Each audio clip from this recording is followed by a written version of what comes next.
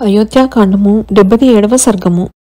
11వ దినమున భరతుడు మైలను విడిచినవాడై 12వ దినమున శ్రాద్ధకర్మములన్నింటినీ జరిపించి బ్రాహ్మణుల కమితమైన ధనమును, రత్నములను, భోజ్యములను, విలువగల వస్త్రములను, తెల్లని మేకలను, నూర్ల కొలదిగా ఆవులను, దాసదాసీజనములను, వాహనములను, ఇండ్లను, అనేక విధములైన దానములను భరతుడు తన తండ్రిని గురించి చేసెను.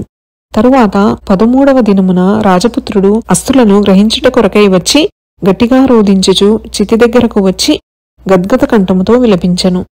నన్ను మా అన్నయ్య అయిన రామచంద్రుని చేతులకు అప్పగించితివి. సజ్జనస్థుతుడైన ఆ రాముడు వనములకు వెళ్ళుట చేత నన్ను ఆశ్రయం లేని వానినిగా చేసితివా తండ్రి. ఉన్న ఒక కుమారుని భయంకరమైన అడవులకు పంపుటచే అనాథయ్యై ఏడ్చుచున్న నీ భార్య అయిన కౌసల్యను విడిచి ప్రియము హితమునైన చరిత్రగలవాడ ఎచ్చటికి వెళ్ళితివయ్యా అనుచు కాలుటచే నెర్రబడి ఎక్కువైన బూడిదలో కప్పబడియున్న తండ్రి అస్థికలను చూచి తండ్రిని తలంచుచు పనవి విలపించుచు మూర్చిల్లి నేలపై బడెను. ప్రక్కనున్న వారు పట్టి ఎత్తినను కట్టుసడలిన ఇంద్రధ్వజం వలె తిరిగి పడిపోయెను. స్వర్గము నుండి పడిపోయిన యయాతిని ఋషులందరూ వలె భరతుని చుట్టూను మంత్రులందరూ గుమిగూడిరి. అట్లు భరతుడు నేలమీద పడగానే శత్రుఘ్నుడు తండ్రి యొక్క గుణగణములను తలంచుచు సంతాప భారము చేత తెలివి తప్పిన వాడై పిచ్చి ఎత్తిన వాని వలేయుండి తండ్రి గుణములను తలపోసి మనస్సు కలత చెందుచుండగా నిట్లు విలపించెను. మందరా ప్రబోధము చేత పుట్టినదియు కైకేయి అనడు మొసలిగలదియు వరముల నిచ్చుటయను గొప్పవైన అలల చేత గొట్టబడుచున్నదియు నాగు గొప్ప శోకమును సముద్రమున మమ్ము ముంచివేసి వెళ్ళితివా తండ్రి.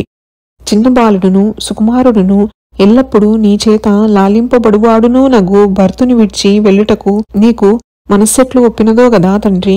ఓ పుణ్యచరిత్ర, ఇంకనెవ్వరయ్యా మమ్ములను బుజ్జగించి మేము కోరినవి ఇచ్చువారలు. మేము కోరిన భోజ్యములు గాని పానీయములు గాని ఇవిగో తీసుకునుడని ఇచ్చువారెవ్వరయ్యా తండ్రి. మంచి వలువలను విలువగల భూషణములను మమ్ములను పిలిచి ఇక నెవ్వడిచ్చునయ్యా. తగిన బుద్ధులను చెప్పి హితములను బోధించి మమ్మెవ్వరు మంచి మార్గమున నడిపింతురు.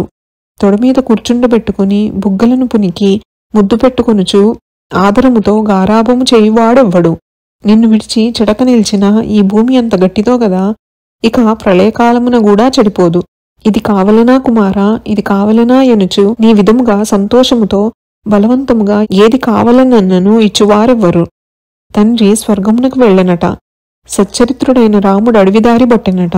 ఇక శరీరంన ప్రాణములు నిల్పశక్యమా? వారు లేనట్టి అయోధ్యలో ప్రవేశించుటకు మనసొప్పుట లేదు. అడవులకైనను వెళ్ళెదను, లేక అగ్నిలోనైనా బడిపోయేదను అని ఈ ప్రకారముగా అన్నదమ్ములిద్దరునూ విలపించుచు కొమ్ములు విరిగిన లేగదూడల వలె నేలపై బడిరి. వారిని చూచి చుట్టూనున్న వారందరూ విచారించుచుండగా వేదాంతి అయిన వశిష్ఠమౌని దగ్గరకు వచ్చి భరతుని చూచి ఇట్లనను, భరత, 13వ నాడు చేయవలసిన కార్యమును జరిగించక వృధా కాలయాపనము చేయదగునా? మిగిలిన అస్థి సంచయనము శాంతముగా చేయవలయను. అదియుగాక ఆకలియును, దప్పియును, శోకమును, మోహమును, ముసలితనమును, మరణమును అను ఈ ఆరింటిని తప్పించుకొనుటకెవ్వడు శక్తుడు. తప్పించుకొనలేని దానిని గూర్చి శోకించుట తగునా అని పలుకుచుండగా అంతా సుమంత్రుడు భరతుని తమ్ముడగు శత్రుఘ్నుని యొద్దకు వెళ్లి లేవనెత్తి అతనికి సర్వప్రాణులకు పుట్టుట గిట్టుట సహజమని చెప్పి ఊరడించెను. అంతటా వారిరువురును వానకు ఎండకును వడిలిపోయిన ఇంద్రధ్వజముల వలె కనిపించుచు విడువక కన్నుల వెంట బాష్పధారలు గురియుచున్నను వారి యొక్క మంత్రులను దీనముగా తక్కిన కార్యములను పూర్తి చేయుడని తొందరించి వేగముగా యథావిధిగా సమస్త క్రియాకలాపమును పూర్తి చేసిరి. అయోధ్యాకాండము 77వ సర్గము సంపూర్ణము. శ్రీరామచంద్ర ప్రసాద సిద్ధిరస్తు. శ్రీ జగన్మాతార్పణమస్తు. శ్రీ శ్రీ శ్రీ నమోస్తు రామాయ సలక్ష్మణాయ, నమోస్తు దేవ్యై జనకాత్మజాయై, నమోస్తు వాతాత్మ భువేవరాయ, నమోస్తు వాల్మీక భవాయ తస్మై. శుభం భవతు.